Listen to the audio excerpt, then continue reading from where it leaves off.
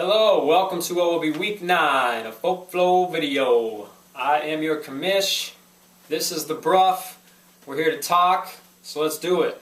We'll get into week 8's action, and we'll talk about week 9 a little bit. We've got our first letter-written mushroom stamp of the year. Rit Rat wrote by last week's champ, Brian Woods. Good start. And read by last week's first winner, Thomas Wood. TWick! In the house, Thomas Wood. Yeah. This week's show brought to you by gasoline. It's cheap, so buy some gasoline. Put it in your car. Gasoline. All right. Matchups.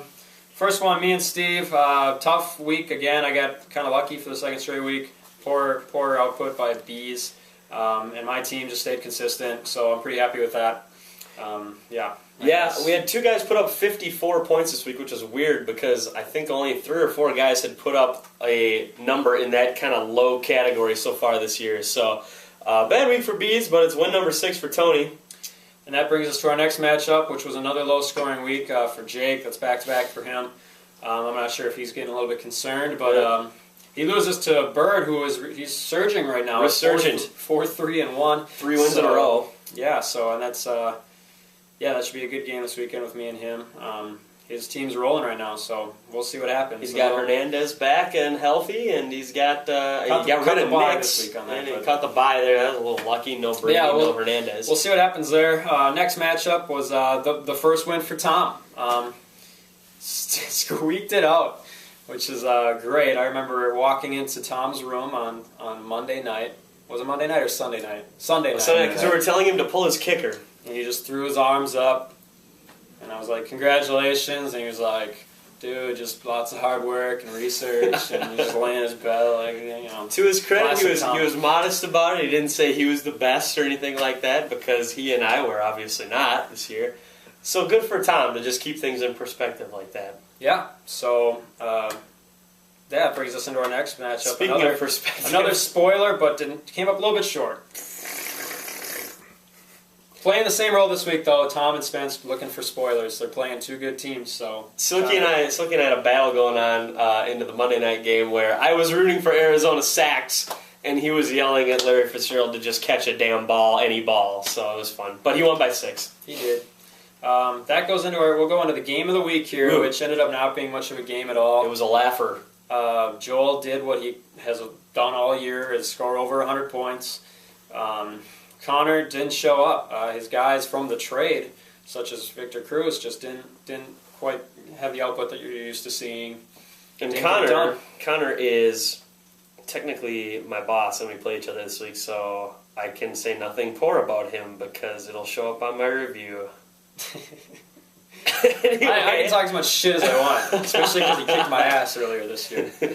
And that brings us to our mushroom stamper of the week. Should we bring him in for a little? Yeah, we got a mushroom stamp, new mushroom stamp, which is always exciting. Noob, well, we'll just let, in the words of our roommate Tom Wick and his first win, in honor of that, we'll allow him to read Brian's statement. Brian is in Boston, I believe, right now. Brian's on the way to Boston right now. Yep, so in honor of the first win for Tom and Brian's mushroom stamp, here is Brian through Tom in this week's mushroom stamp. Hey guys. Brian! It's good to be here, guys. Thanks for having me. Thanks for being here at our house. You're welcome. Alright, on behalf of Brian, I will read this message. First of all, great to be here. It's been a season-long dream of mine to get a mushroom stamp. Second of all, noob, what the fuck?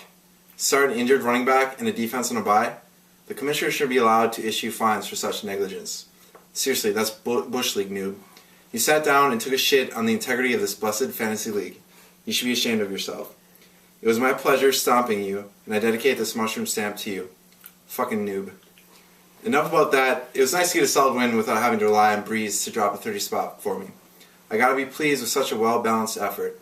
I'm feeling pretty good about my team right now, sitting right where I have been the past 2 years and ready for my second half surge to the playoffs. But at the top of the pack, separating themselves so early in the season, feels like I need to win out to be assured a playoff spot. 1 game at a time, but next week against Tony is going to be huge, and I'll be back where I belong, with no Kirby in sight to derail my title hopes. Bees, get ready for the pain train. You're going to rue the day you pulled the plug on the league's first ever multi-week trade and passed on Ridley. Speaking of, anyone want Ridley? Woody out. Congratulations. Congratulations. Well said. Fantastic. Well said, well read. Way to add the peace sign at the end there, as Woody requested. Yeah, well thanks so much for doing that. All right. And, so we got waiver wire. Waiver wire, my favorite pickup of the week goes to Tom. I liked the Daily Show, as his nickname is now, I guess, for Jonathan Stewart. Good pickup for Tom. Good depth. I think he's kind of becoming the number one there a little bit. So can never have enough depth there, and that's a good pickup if you're trying to play spoiler.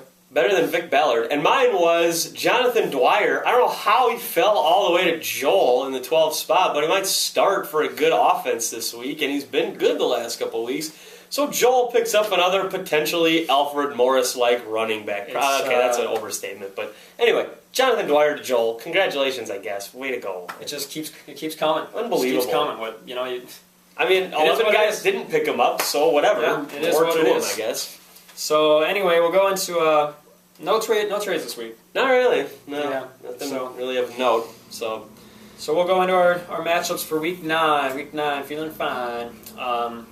Let's start right at the top, right here, with the guys. The mushroom stamp we just talked about, and that's Brian going up against Bees. Brian's got 2 guys going in the game right now. Bees still has to get 2 guys into his lineup at some point. Brian's got a quick 3, so we'll see what happens. Dwayne Bowe. Projected scores with not even full lineups for Bees is 97 to 67 in favor of Brian, so that'll even out a little bit, but I think Brian's still a favorite here. Brian, as he said, starting his strong second half surge as he always seems to do. He's at 4-4 as he is every year, and he'll probably end in the neighborhood of 7-5 once again. And I hope Bees pulls something off here to get a full lineup, but I know he has Gore on a bye and MJD out still, so he's in a tough spot with running backs. So kind of similar to Noob last week, Brian gets back-to-back easy matchups against running backs on the other team. So see what happens there. Next game, me and Bert have a big one this weekend.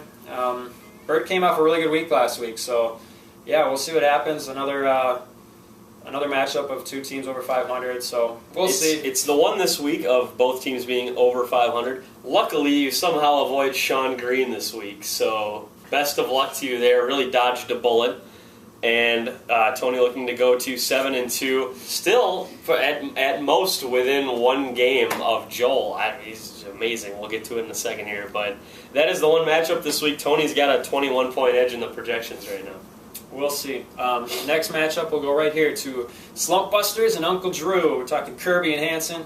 Hanson has a couple guys going in this game right now, and he's at 14 already, which is nice. I know his defense is going, and they're playing well.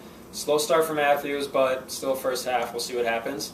The projection here is 125, 108, high-scoring projections. I don't in favor trust of it. Jake right now. I don't trust it because Jake scored about that in the last 2 weeks combined, and Kirby just lost to an 0-7 squad. So nothing against Thomas. Hi, Tom. We'll see. It's But another tricky one. I'll be surprised if one of those 2 teams makes it to 100 points. It's a huge. Kirby pretty much has to win out at this point, or at least close to it. So it's a big game for him. Definitely just trying to stay alive. To get to 7-5, he's got to put up some big point totals too. I think he's a little low in terms of points scored in the league, so he'd have to really pick it up here, starting with a win over Jake. I think they both are, but in the lower half of scoring. I think you're right. Anyway, next matchup is Joel versus Noob. Noob appears to be starting a full squad this week. His number says 9 next to the usual J-Ho initial shortening abbreviation. And he's only a 4-point underdog. The projection is close, and wouldn't it just be that way that Noob would beat Joel for the first time? We'll see if it happens. I don't think it will, but it's just kind of funny how stuff like that happens. Noob would be the one guy to get bragging rights over Joel this entire year. It's the one guy that's was probably drunker than Joel for the draft. So or at least it seemed like it, yeah. He's probably sitting here watching this right now going, yeah. Next matchup, we got 2 matchups here that are going to be kind of the co-games of the week. I'll pick one, Spence will pick one. They're both rivalry games. Spence, do you want to start with your matchup? We've got Silk versus Tom. Nothing but bad blood between these two all the time. It's basically the Steelers versus the Ravens every time they get together. It's Ray Lewis. It's James Harrison. Not really, because we're not a defensive league. But I've got TWick. That's right, TWick winning his second game in a row. The winless wonder turning into Wonder Woman by winning his second week in a row over Silk Johnson. And I hope to post some of the best banter. I'm hoping for some good stuff on Sunday between these two as they share a basement together and talk a bunch of shit. So I'm going to try to post the best stuff on Monday or Tuesday for you guys. Lots of bleeping. On the league page. But my matchup of the week goes to the other rivalry game, which is my boy right here, another spoiler, much like Tom, trying to take down Connor. What do you think? You got a shot? I have indigestion. There's indigestion. Okay. No, I don't. So anyway, Connor's got a guy going right now. I believe it's Charles. Did he fumble or something? Because he had a point. Did he? Oh dear. Yeah, that would be like the Chiefs this year, wouldn't it?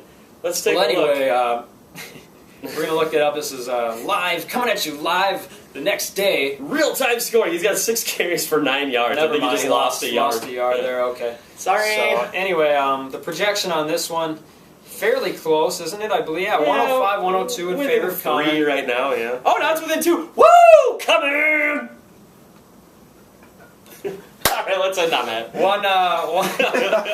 We'll see what happens.